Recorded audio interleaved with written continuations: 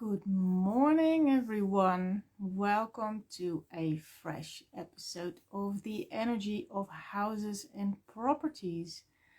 And let me see if Aisha is already there so I can invite her to the conversation.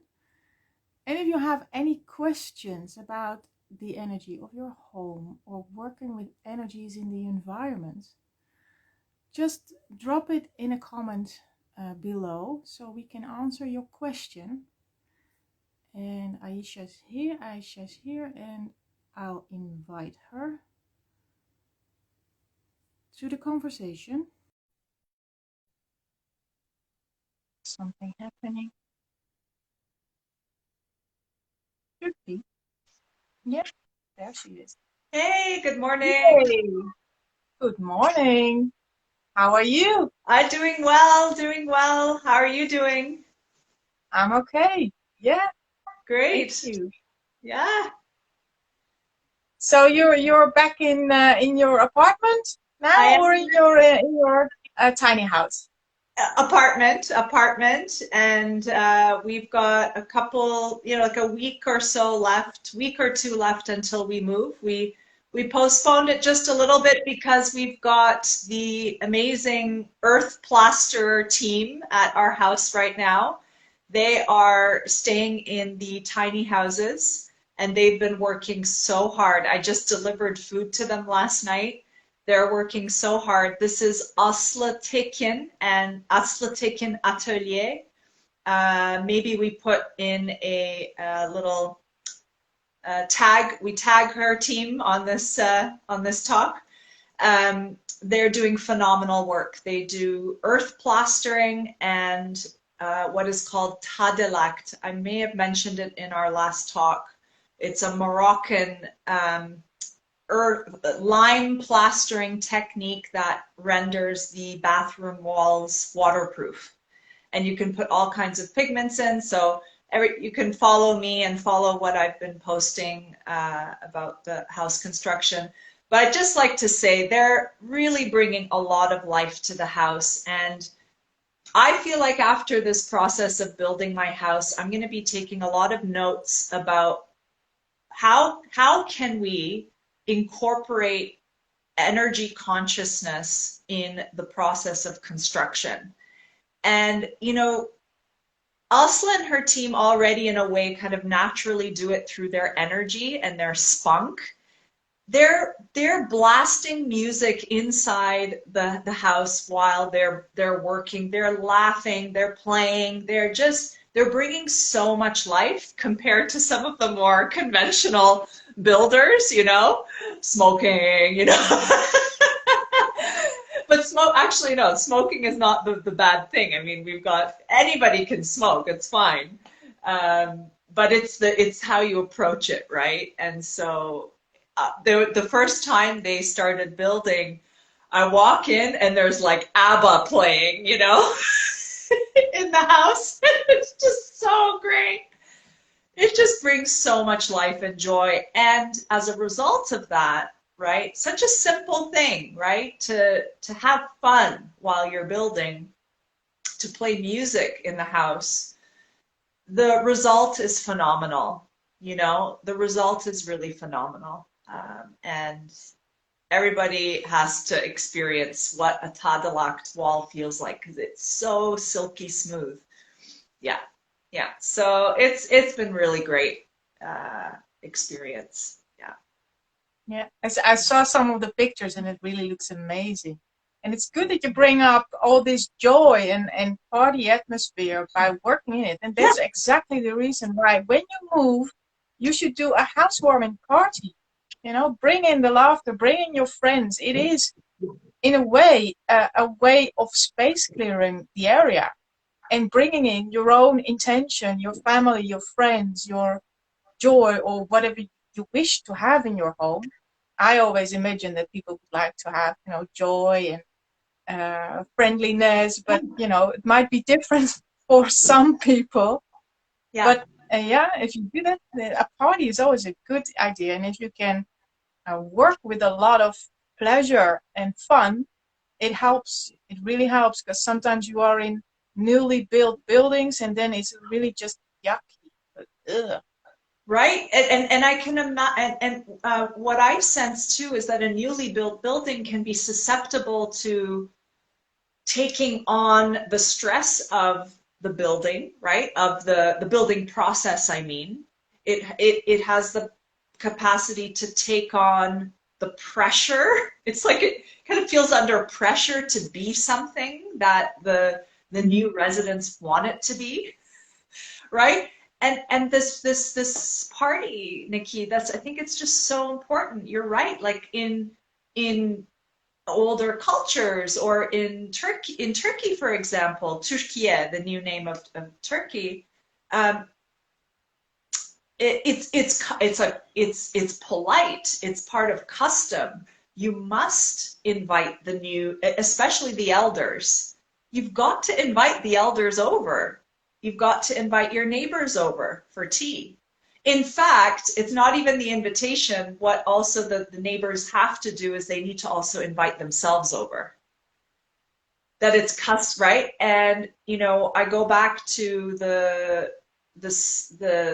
when we first moved to this apartment building, we've got this beautiful old couple living downstairs, with an old grandma too. She's like 96, 98 years old or something down there as well. So we got a grandma and a great grandma downstairs.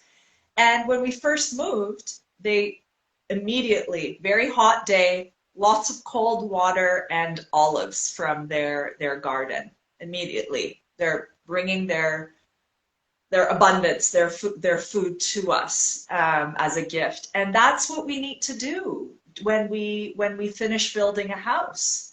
And maybe even a little bit during the construction process, right? I threw a party for my husband's birthday, while the tiny houses had just been connected to water for the toilets, and you know, we got a couple sinks working. Nothing was fully, you know, connected to electricity, but that party really did start to activate and warm up the land.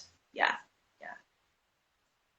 This reminds me of a story my brother told me when he moved into his home. It was a newly built building, and he organized a party when there was just the foundation there.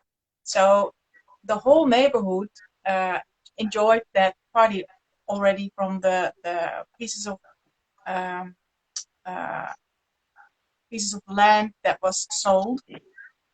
And they, since then, this whole street with all these houses, they have great sense of community. And you can't really say that is because of that party, but before there was a hospital. So it is a different vibe than, you know, a suburban area. Right. And yeah, it is a good way to start and have your own kind of celebrations or ceremonies just to start, you know, the building or during the building in this case. Yeah. So yeah, I always encourage people to just do that. Also, yeah, I love that. Yeah, that it totally shifted. I hear that it totally shifted the vibe of the neighborhood. Also, what comes up for me is we tend to, just regarding neighbors, we've talked about bad neighbors in one of our previous episodes. Whoever missed that episode should go back. I'm not sure who hosted, if it was you or me, to watch that episode. But we have a tendency to make assumptions about our neighbors if we don't know them well. And a party is a great way to also break old patterns about people. You know, it's like this neighbor talks about that neighbor in this way, and oh, this happened, and you know, a little bit of what we say dedikodu in Turkish, which is like gossip, right? And gossip has the capacity to really create a beast of its own, right? Like a thought form hovering around and actually controlling people and reality. Okay, it's this big ball of gossip, right? And I find that throwing a party and inviting people over and those neighbors, all of them together, right, will also help to break the pattern just by inviting them over to the party so that they get to know each other or we get to know them and hopefully break some of the assumptions, right, about each other. Yeah. Could that also be one of the reasons why it is customs that you invite yourself over to the neighbor? Yeah, I mean, there's there's it in Turkey we invite ourselves over, especially to the elders, especially to the older our relatives or even no, when someone moves in, we invite we want and we bring a housewarming gift, right? I really feel like there's something of the ancient knowledge in there about warming up the house, right? With that abundance, with that love, with getting to know each other. The group soul is very strong here still, right? And people care. They okay, not everybody. There's a lot of people who've lost that capacity, but the older people. They wonder. It's like, oh, someone new is here. Can we help them? We'd like to meet them. Invite, welcome them to the neighborhood. Yeah. Yeah. Because here it would probably be considered as being rude. With the Dutch, you have to leave before dinner starts. Rude. Exactly. Yeah. Yeah. And in Canada, depends. Canada has so many different cultures living in Canada. It's a very international, at least closer to the Toronto area. But generally, no, you don't invite people. You don't invite yourself over. You don't. Yeah. Yeah. So it's very different. I'm curious if I see a Yasim in here, if she's open to sharing her experiences. I've never met you, but yeah. So, and it's changing. There are some sad parts about that too, that it is changing and people are more selfish and not caring about their neighbors. And what's interesting too to look at is the development of Merhaba Yasemin, hi.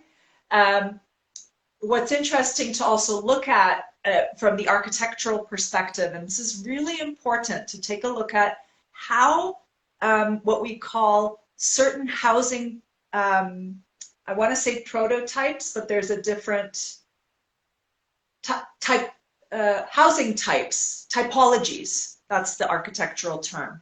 Different housing typologies, the energies behind it, and what they will encourage or discourage in terms of social dynamics. So, for example, we could look at the Dutch housing typology. Typically, let's take a look at Amsterdam, okay? We've got a street that has, is this correct, about 4 to 5 story buildings? Yeah, 3, 4, 5. 3, 4, 5. We're not going at like 11 or 14 so much. No, not in the center, not the old city center, definitely not. City centers, exactly. 4 to 4. Right. Yeah. So let's start with there. Imagine yourself walking down the street of this typology. There's a certain, if you look at the section of the street is at a certain proportion. There's enough space for the bike lanes. There's pretty good space for the sidewalks, I'm assuming, right? The last time I was there, it was fairly comfortable as a pedestrian to walk down the sidewalk. We've got enough room for 2 cars to pass. Let's look at the void first, the empty space there, okay? Then we've got 3, 4 story, 5 story max buildings, creating the scene, right, of this street. Now, 3, 4 stories is still very human in scale. And what I mean by that is it's relatable. We can see whoever's on the balcony, okay? Jan Gehl, he is a Danish urban designer, and researcher. He's amazing with these kinds of studies. So you can still see the person. And in fact, in Turkey, we have baskets on the balconies. And if there's on that street, if there's a corner store that sells bread, cheese, chips, cigarettes, whatever that may be, you can actually call up the guy. Okay? Yeah. And my mom had one of those in our townhouse growing up. We had this little courtyard, even though it wasn't Turkey, but she just played that game with us. We had the basket, and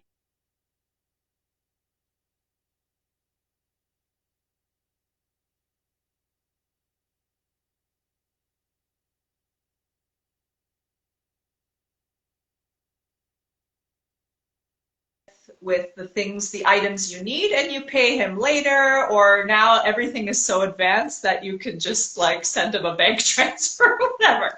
So the contact is still there. Okay, so there is the street feels good and for the human scale. And added to that, another layer, not in all districts, I'm giving an example of a European older district like Amsterdam. Then you get shops, right, on the ground floor, studios. Not all neighborhoods. I know some of them are still residential on the ground floor as well, but we're looking more in the city typology here. That adds more layers, right?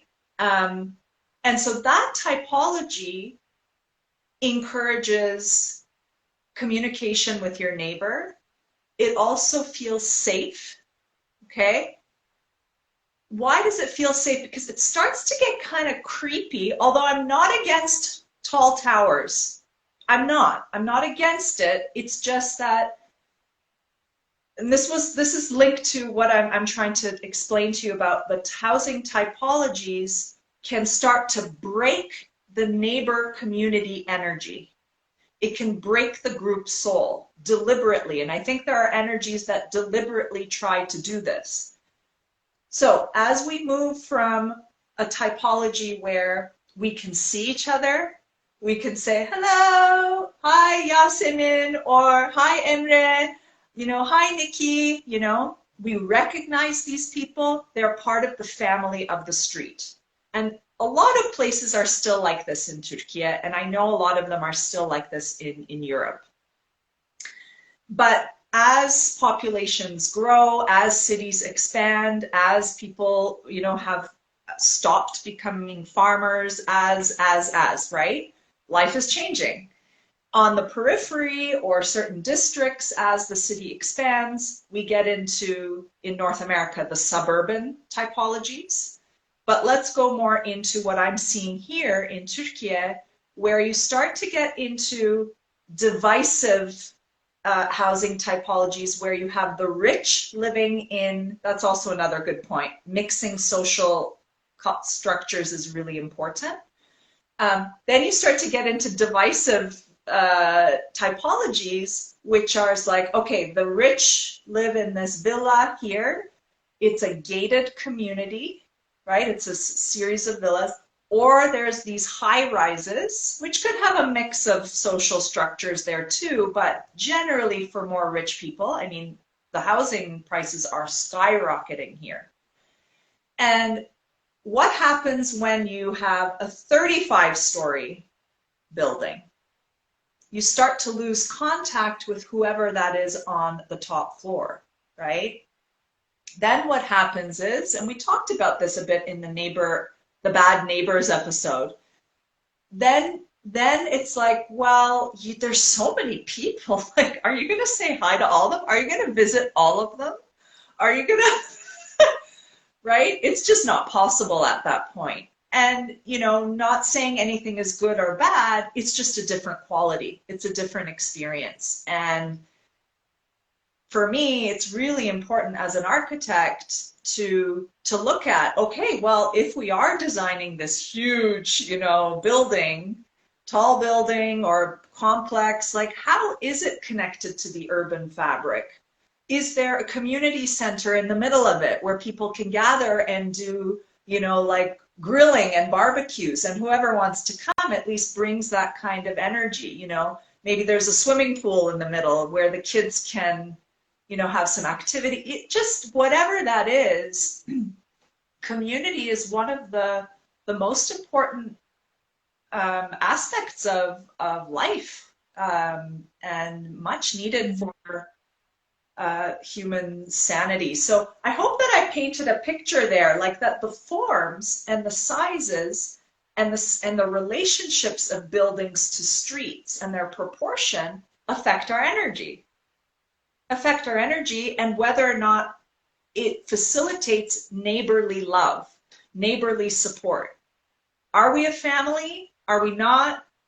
Sometimes it can facilitate very nosy neighbors, right? It gets to be too close, and starts to get really annoying. So, yeah, I love this topic. It's something to deepen in, if you're interested, if you're an architect, a designer. Yeah. Yeah, I read some articles about there have been a couple of initiatives that people together were building a community, and especially because there is in the Netherlands a problem with the elderly people. We can't put them all in homes anymore. So what are you gonna do? There are a couple of projects, and I don't know any names at the moment, but I read about it, that they built like a little neighborhood where this community sense is preserved, and that the older people take care of each other. And there are even a couple of families with little children in there. So these kids, Good. they have, I don't know, Important. 12 Yeah. grandmas and grandpas in the neighborhood. And everybody loves it and helps each other out, because these young parents, they have enough babysitters. And all these grandpas and grandmas have someone when they need to go to the doctor or something like that. And what I read in these articles was a success. So I hope that there will be more places like that, that, you know, it integrates more, so people, when you get a bit older, you can live longer in your own place before you go in this stage before hospital almost, you know. Right. Yeah. I'd love for you to share that article. I know maybe it's in Dutch, but at least so that I could see that project, it would be really great for me and my archive, just to see what they've done there. That is amazing. That sounds so inspiring, and I think those kinds of projects are the projects of the future. Um, Bringing back actually the ancient wisdom, the indigenous communities, a lot of the children were raised by their grandparents, because by the elders, because the parents were out working, right? They're out doing things, they're out making things, hunting. Maybe at a certain point there was some agriculture going on as well. Before, you know, and then prepping for migration. I mean, just whatever all that is. And in other cultures as well, the grandparents are part of the cycle of life. They're not pushed into these homes. And I'm not saying homes are all bad things. It's just that there's, in North America, this is an issue too, in Canada, where it's like, well, they're just gone. Whereas here, the elders, you know, plus or minus, and I think that's also being lost too, but they're at the forefront of society. They're like at the cafes in the corner, like I mean, yeah, they're at the forefront more so than in Europe or in North America. And so the cycle of life, having the kids, the little kids in those elderly communities gives more vitality to the elders as well. And it's like, yeah, 12, 15 babysitters at once. How awesome is that? Wow, I would love to live in a community like that. Even though I'm a hermit character, actually, that is more me. I would probably need to be like a little bit on the side somewhere, but what an amazing thing. Yeah. Yeah.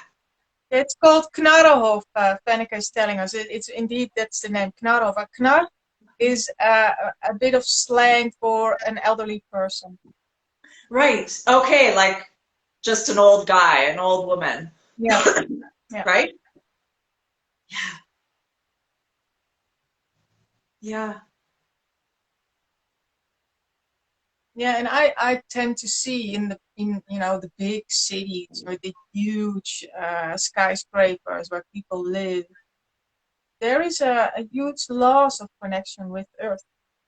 Yeah. And it's not just because of the height, because it's very much possible to connect with Gaia from the 30th floor, but people don't do that.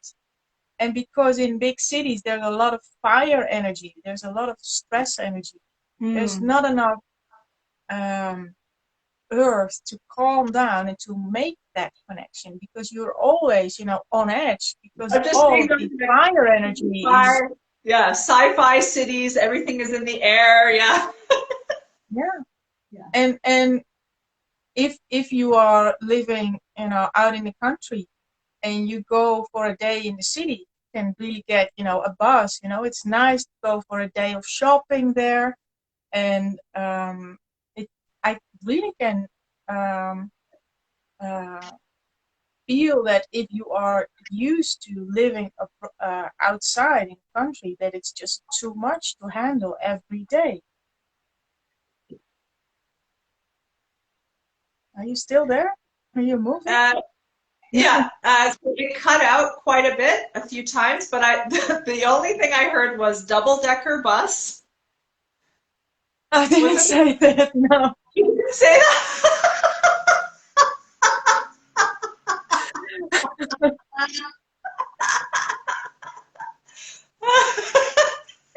No, I was going on about when you live outside in the country and you go into town into the big city for a day of shopping, Right. that you can really get a buzz, a good feeling, because of this fire energy. It's like an extra boost you're going to get from the city. But if Right. you are in the city for maybe a week or so, that when you are used to the country, it can be too much because it's so much fire energy and your Right. system is just not used to handling that. Right. And the Yeah. other way around, if you're a city person and you go outside in the country, you get, confronted with all these earthy energies, water, there's more calm, there's not always all this stress from all these pointy buildings around you, that you get either really tired or you just have, the opportunity to rest. And we connect that to the feeling of holiday, but it is maybe not just because of holiday you're out of your usual daily activities. It's also because you are confronted with a different kind of energy. You just move spaces. Yeah. Yeah. Well, I've certainly felt that for sure when I was living in Istanbul. Istanbul is a huge city, one of the biggest in the world. How many million is it? I don't know if Yasemin is in Istanbul or not, but there's a lot of people there. Huge city. And I remember always having a love-hate relationship with that city. You want to be there, there's the fire, it's like amazing, and then you're just like cursing it by the end of the day, because it's draining and tiring, and it can be very challenging to live there full time. Um, I mean, there are pockets of calm and districts that are more calming than others, but yeah, that's a really good way of looking at that, right? Tuning into the elements and the quality that cities do have a lot of fire. Yeah, yeah,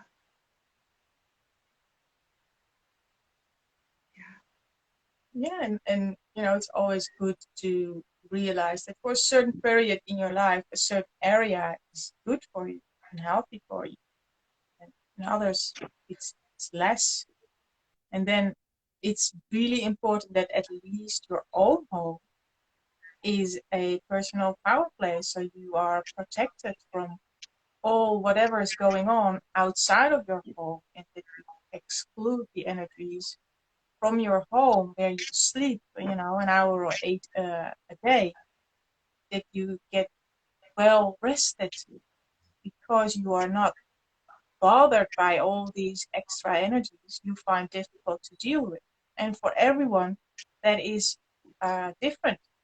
There is a tendency for calmness and rest, but it's not the same for everyone. What you would like to invite in your home. Just by visiting other people's places, you will notice that it's different everywhere. Yeah. Yeah, like some people may have felt like they've been slumbering for too long and they need not the calm, but they need the power, the fire, a boost. Maybe they need certain spaces in their home to do that, to activate something within them, to wake them up, right?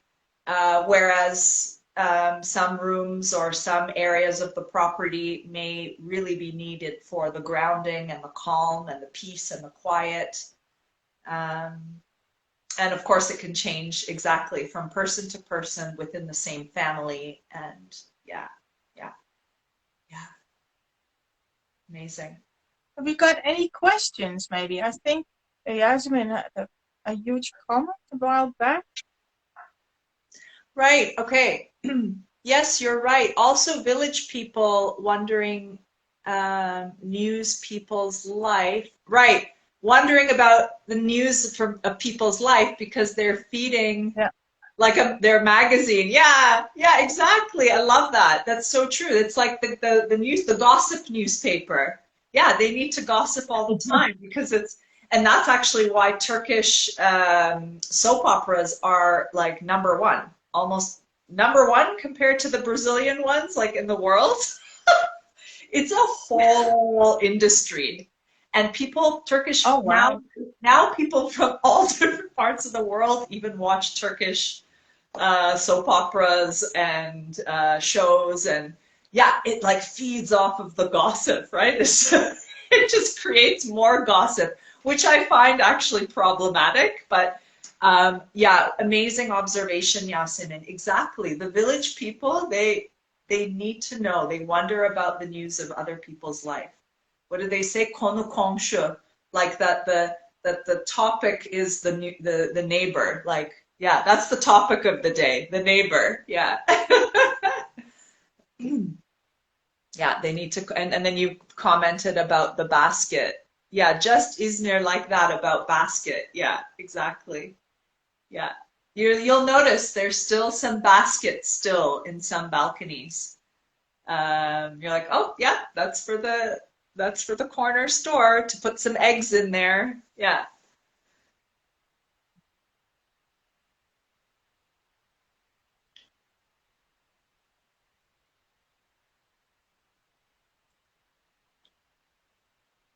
Oh, that's wonderful. Fenneke is saying, I was last week in an elderly center with my granddaughter. She's 1 year old.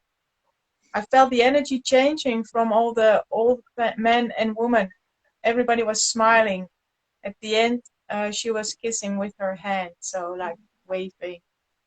That's really nice. Yeah, well, kids keep you young. That's what people Yeah. always tell me. And yeah, I think it's true. Yeah. Yeah, that's really beautiful. That's a perfect anecdote or moment that really just describes the beauty of that cycle of life and how children really do bring joy, activation, vitality to the elderly. Yeah, there's nothing better than having, a grandchild for parent.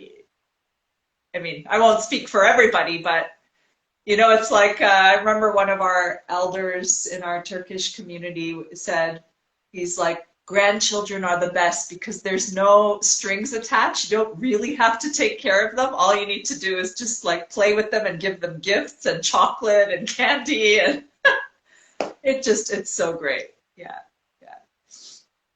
Yeah. We'll get there, Aisha. We'll get to that moment. Not yet. Yeah, yeah, we'll get there. Still doing our cold swims though. I want to tell you that I have been continuously doing cold exposure. So I've been doing the showers as our team, as our team is in the tiny house, it's just now more convenient for me to continue with it here in the apartment. But I said no excuses, doesn't mean that I can't do cold. So and what I've been doing before, Nikki, is I've been dry brushing before. That's very good. It It's feels one of the really quickest way to warm up. Actually, a good tip if you just get out of bed and you're lazy, you're too tired to really do a warming up. Get a towel and just exactly dry brush, especially the kidney area. Yeah, Because the that's what I've core, been doing and a then it's lot. fine. And then you hit the cold shower and it's fine. Yeah. I also find doing the lymphs around here is really good, but I've been doing the kidney area a lot. Yeah, doing the kidney area a lot. And yeah, it's great. The dry brush is really great. Well done. Well done. I know, Yeah. I'm hooked. I am hooked. It's like, it's amazing. And I find now that it's helping my circulation. The tip of my nose is less cold. The tips of my fingers and my toes are less cold. And it's great. Yeah, yeah. Yeah, especially if you are really a person that is cold quickly, then Yeah, you should that's do me. these cold shower things. It is really the best personal clearing ever. There's no room for nothing else but focusing on your breath and the cold.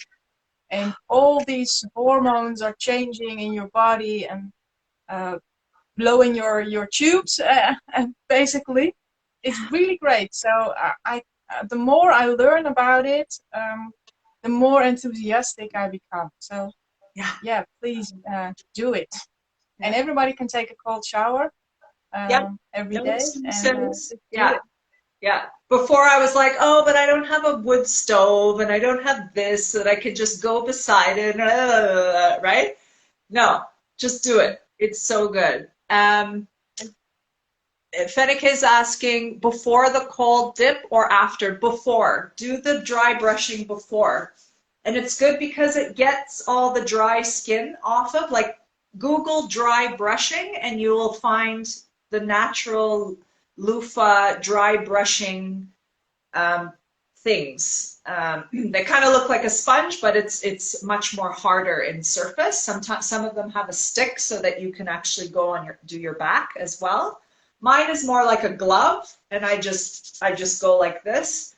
You do it before, and it's good. It helps to get the dead skin off and helps your skin to stay healthy as well. Yeah. Yeah, and it opens up all these teeny tiny blood vessels that open up. And when you get in the shower, it closes again, and after it opens again. So it's an extra exercise because Wow. all these little tiny muscles of your blood vessels, that is what you train with cold, amongst other things. So So it's awesome. really, really good. Yeah. Yeah, Nikki, you're the best. Awesome. You've been such an inspiration to me, really. And it's without you, I wouldn't have been able to get up the courage and the, just like do it. By watching Yeah. you, I've stepped into this and I'm so grateful and I'm loving it. Yeah. Yeah. Well, it's fantastic to hear. I can't tell it enough because it's so good for your health, and more research needs to be done. But there are so many scientific pointers. Yeah. It's not proven yet because the groups are really small, and there is a lot of anecdotal evidence, but there is really good signs that it really is healthy for you. Yeah. So yeah, Awesome. keep up the good work and spread the word. Thank Get you. your family to do it. Get the whole neighborhood to do it. have a cold party.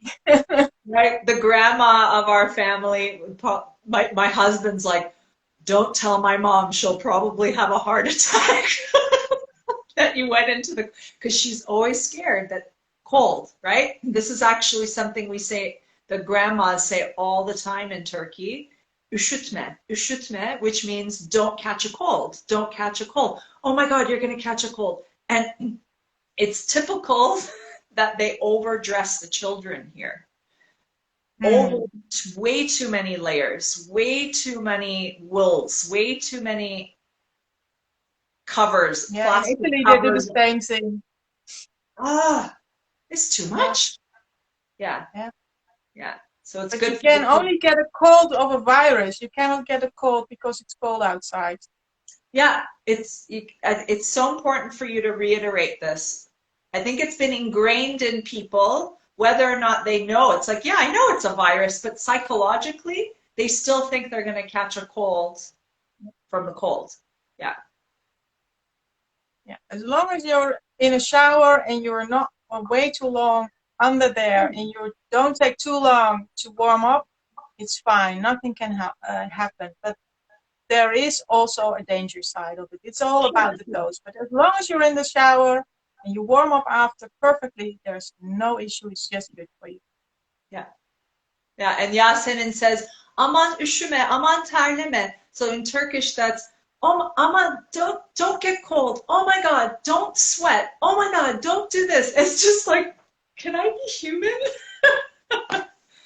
Yeah. Yeah. It's all out of love though. They Yeah. love us so much, the grandmas in Turkey. They really love us. Well, Nikki, this was an amazing talk again. Yeah, it's always, a surprise what comes up. Yeah. We just keep on doing them. So keep sending us questions if you have any. And otherwise, we'll just, find another thing to talk about. Yeah. Yeah. I think this is inspiring me to get back into studying some of these housing typologies and looking at like observing. I think it's really good for all of us to do that, especially if you're an architect or designer, someone who's into feng shui, geomancy, you're dealing with people's properties, dealing with the land, places, the spirit of place, to really, with a clear, objective perspective, observe and do some case studies of neighborhoods, of places, of houses. Does this house feel welcoming? Is there an energy that's kind of blocking the flow? Without having, just listen to your intuition and do a sketch, right? Of the environments around you, the buildings, the places, and notice what they're And doing. take note what happens to your body, because it's really different if you walk through a narrow street or through a really wide street. It's some basic energy dynamics that you really can experience. When you do your grocery shopping, you just have to switch your consciousness towards that, and you will learn so much from your daily walk with the dog or your daily grocery shopping trip. Use it to your advantage and get out all your senses and tentacles to feel and experience, because how you experience something doesn't necessarily mean another person experience exactly the same thing, but there's always a general consensus. We all have an idea about what it feels like to walk through a narrow street Right. or a wide street, but make sure you are aware of what happens in your body. Where do I feel sensations? Because that differs from person to person. Yeah. Yeah. Thanks, And let us Nikki. know. Tell us about it. Yeah. Yeah, exactly. Tell us about your experience. Maybe we need to do some kind of challenge in the new year or something. Yeah. Yeah. Challenge Think or about it. yeah, some kind of a online expedition through places and spaces. All right. Yeah. Let that simmer for a while. Yeah. All right. So Have a great to good day. Thanks everybody for watching. And good to see you again. Thank nice, you, Aisha. Nice to be on the show again in your zone. Thanks Digital for hosting. spaces. Yeah. All right. Okay, bye bye everyone. Bye.